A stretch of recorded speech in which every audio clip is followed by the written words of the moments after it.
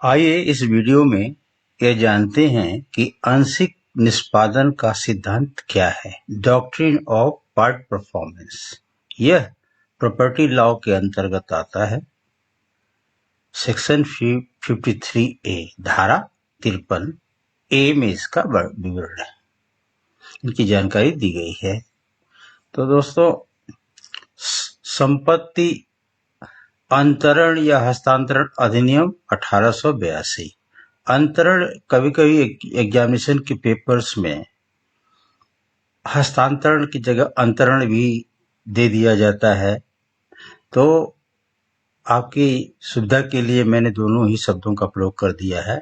Generally हम लोग हस्तांतरण ही कहते हैं ट्रांसफर को, लेकिन अंतरण भी दिया हुआ है, तो अंतरण को भी मैंने इसमें लिख दिया है ताकि आप लोग अगर इस संबंधित पार्ट परफॉर्मेंस से संबंधित कोई क्वेश्चन ट्रांसफर प्रॉपर्टी एक्ट के तहत अगर आ रहा है तो उसे आप संपत्ति अंतरण भी लिख करके आ रहा है तो आप उसे ट्रांसफर या हस्तांतरण ही समझें। तो दोस्तों, आते हैं जानते हैं कि आंशिक निष्पादन का सिद्धांत क्या कहता है। तो धारा 53A के अनुसार आंशिक निष्पादन न्याय संगत सिद्धांत को समाहित करती है जो अपंजीकृत नॉट रजिस्टर्ड या अपूर्ण इनकम्प्लीट अनुबंध या करार एग्रीमेंट को या अनुबंध भी कह सकते हैं और करार भी कह सकते हैं। यूनिवर्सिटी क्वेश्चंस में करार शब्द का उपयोग हुआ है मोस्टली, सो करार को मैंने यहाँ पर युक्त किया है। करार अनुबंध के तहत अचल संपत्ति पर कब्जा रखने वाले अंतरिती ट्रांसफरी मीन्स लेनदार की रक्षा करती है। कहने का तात्पर्य है कि आंशिक निष्पादन एक न्याय संगत सिद्धांत है जो नॉन रजिस्टर्ड अपंजीकृत या इनकम्प्लीट एग्रीमेंट के तहत अचल संपत्ति पर कब्जा रखने वाले खरीदार की रक्षा करती है, अंतरिती की रक्षा करती है।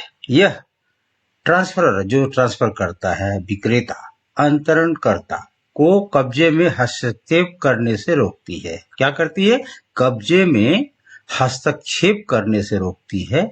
यदि अंतरिती यानी ट्रांसफरी यानी खरीदार ने समझौते के अपने हिस्से का पालन किया है या करने को तैयार है कि जो भी रिक्वायरमेंट है उस संपत्ति को खरीदने के लिए जो भी समझौतों की जरूरत है, अगर खरीदार जो है विक्रेता को यह गारंटी देता है कि वो उसके सारे शर्तों को मंजूर करता है और उसको पालन करने के लिए तैयार है, तो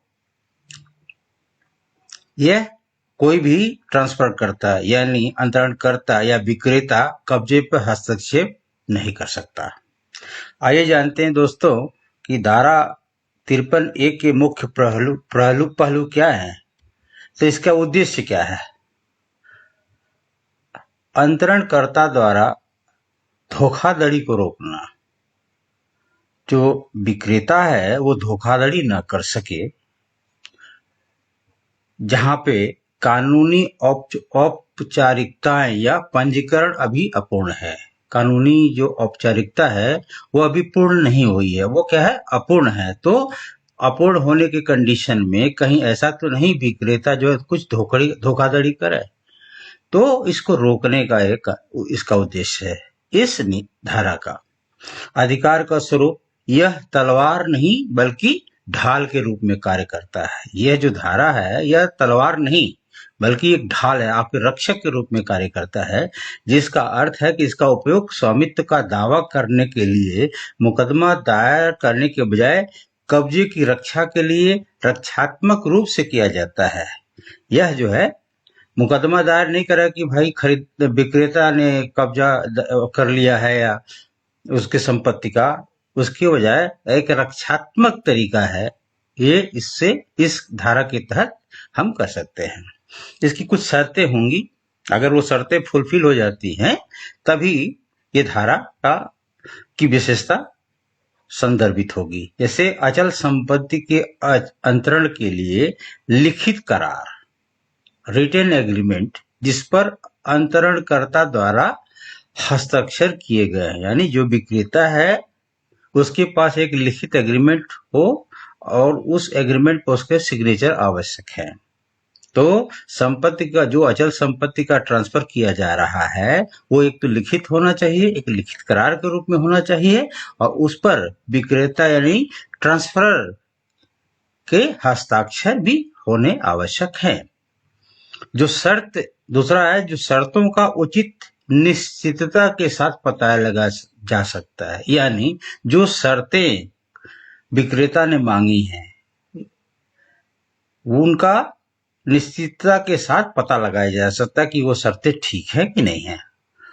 अंतरिती ने आंशिक निष्पादन के तहत कब्जा प्राप्त कर लिया है। अगर आंशिक निष्पादन हुआ है उस संपत्ति का, तो जो खरीदार है यानी अंतरिती है उसका उस पर कब्जा हो गया है या प्राप्त कर लिया है या कब्जा बरकरार रखा है, यानी उस संपत्ति पर उस खरीदार का कब्जा बना हुआ है, यह होना आवश्यक है। अंतरिती ने अपने दायित्वों का निर्वहन कर दिया है या निर्वहन करने के लिए तैयार है, यानी जो खरीदार है वो अपने दायित्वों का निर्वहन या तो कर दिया है लेकिन रजिस्ट्री पूरी नहीं हुई है, या निर्वहन करने के लिए तैयार है। इसकी कुछ लिमिट्स हैं। यह सुरक्षा ऐसे किसी भी अंतरणकर्ता के खिलाफ उपलब्ध नहीं है। यह सुरक्षा ऐसे किसी भी अंतरणकर्ता विक्रेता के खिलाफ उपलब्ध नहीं है जिसने पिछले करार की जानकारी के बिना प्रतिफल देकर संपत्ति खरीदी हो। पिछले करार की जानकारी के बिना प्रतिफल देकर के संपत्ति खरीदी हो, तो यह है सीमा इसकी। हालिया फैसला, यह संरक्षण उस पक्ष को उपलब्ध नहीं है जिसने लंबित मुकदमे की जानकारी होने के बावजूद जानबूझकर समझौते में प्रवेश किया हो। उनको मालूम है कि इस जमीन से संबंधित कोई मुकदमा लंबित है, फिर भी जानबूझ करके वह खरीदार इस संपत्ति के लिए आवेदन किया है या समझौते के लिए आया है, तो उस संबंध में यह लागू नहीं हो सकता। उस पर इसको खरीदार को कोई संरक्षण प्राप्त नहीं होगा। अगर यह पहले एक लंबित मुकदमे में चल रहा है वो संपत्ति, तो उस खरीदार को कोई संरक्षण प्राप्त नहीं हो पाएगा। अब इससे कुछ उच्च न्यायालय कुछ फैसले हैं, उत्तर प्रदेश इलाहाबाद उच्च न्यायालय के कुछ प्रमुख फैसले भी दिए गए हैं। तो लीडिंग केसेस हैं जो मैं आपको बताने जा रहा हूं। नंबर 1 है पंडित रामचंद्र बनाम पंडित महाराज कुंवर, 1939 का ये केस है इलाहाबाद उच्च न्यायालय के तहत। इस क्षेत्र में एक मूलभूत मामला जो वैध आंशिक निष्पादन बचाव के लिए आवश्यकताओं का विश्लेषण करता है। इस मामले में क्या है कि आंशिक निष्पादन से हम कैसे बच सके उसकी आवश्यकताओं का यह विश्लेषण करता है यह मुकदमा। दूसरा है दुर्गा प्रसाद और अन्य बनाम कन्हैया लाल और अन्य, 1979। इसमें न्यायालय ने, उच्च न्यायालय इलाहाबाद ने स्पष्ट किया कि धारा 53A लागू करने के लिए खरीदार के पास संपत्ति का पूर्ण कब्जा होना आवश्यक नहीं है। पूर्ण कब्जा खरीदार के पास हो ऐसा कोई जरूरी नहीं है, आंशिक कब्जा पर्याप्त है यदि यह करार के अनुसार है, जिससे उन्हें अपने अधिकारों की रक्षा करने में सक्षम बनाया जा सके। और यह कब्जा करार के अनुसार, ऐसा नहीं है कि उसके विपरीत कब्जा है, करार में कुछ और कहा गया है और आप कब्जा ऐसे करके बैठे हो, ऐसे नहीं है। करार के अनुसार उस पर कब्जा होना चाहिए, भले उस पर आंशिक कब्जा हो, जिससे उन्हें अपने अधिकारों की रक्षा करने में सक्षम बनाया जा सके। कोर्ट का कहना है कि अगर आपने एग्रीमेंट के तहत कब्जा किया है, भले वो संपूर्ण कब्जा क्यों नहीं हो, तो आपके अधिकारों की रक्षा करने का दायित्व न्यायालय है, जो कि धारा 53A के तहत आपको सुरक्षा प्रदान करेगा, आपके अधिकारों की रक्षा करेगा। तीसरा है दोस्तों विनोद कुमार और अन्य बनाम अजीत सिंह 2013 इलाहाबाद उच्च न्यायालय का ये भी फैसला है। इस फैसले में इस बात पर बल दिया गया कि इस सिद्धांत को लागू करने के लिए खरीदार का कब्जा लिखित दस्तावेज के तहत होना चाहिए। यानी अगर खरीदार ने लिखित दस्तावेज के तहत, मतलब ये दिया है, संपत्ति के बारे में बताया गया है और लिखित दस्तावेज उसको दिया गया है, अगर वो कब्जा करता है तभी ये सिद्धांत लागू हो पाएगा। यह उच्च न्यायालय ने इस संबंध में विनोद कुमार और अन्य बनाम अजीत सिंह के बारे में कहा। अब आंशिक निष्पादन के लिए दोस्तों महत्वपूर्ण कुछ शर्तें हैं जो इसमें उत्तर प्रदेश में लागू है। लिखित अनुबंध क्या है कि लिखित अनुबंध आवश्यक है। अंतरणकर्ता द्वारा हस्ताक्षरित एक लिखित करार होना आवश्यक है। बिना करार का एक लिखित रिटन एग्रीमेंट के बिना कुछ नहीं होगा। कब्जा, अंतर्ती ने कब्जा प्राप्त कर लिया है या कब्जा बनाए रखा है, और खरीदार जो है वह कब्जा प्राप्त कर लिया है या कब्जा बनाए रखा है। भले उसका फुल रजिस्ट्रेशन अभी नहीं हो पाया है, कुछ कमियां रह गई हैं, लेकिन कब्जा प्राप्त कर लिया है और जो विक्रेता है उसके पास एक लिखित एग्रीमेंट है, यानी लिखित करार है, होना आवश्यक है। सो दोस्तों ये था 53A जो कि सिद्धांत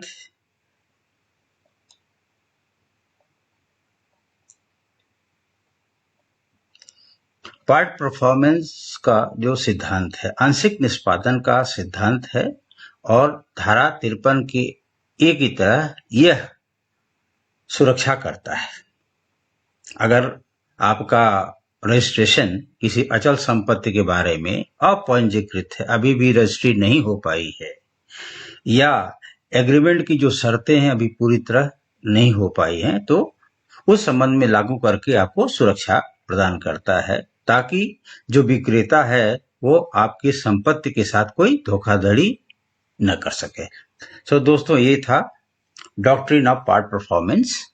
दोस्तों ये वीडियो, ये कंटेंट जो मैंने बनाया है आपको कैसा लगा आप जरूर कमेंट करें, और जिन लोगों ने अभी तक इस चैनल को सब्सक्राइब नहीं किया है दोस्तों सब्सक्राइब करें, ताकि मेरा मनोबल बढ़ा रहे, बना रहे।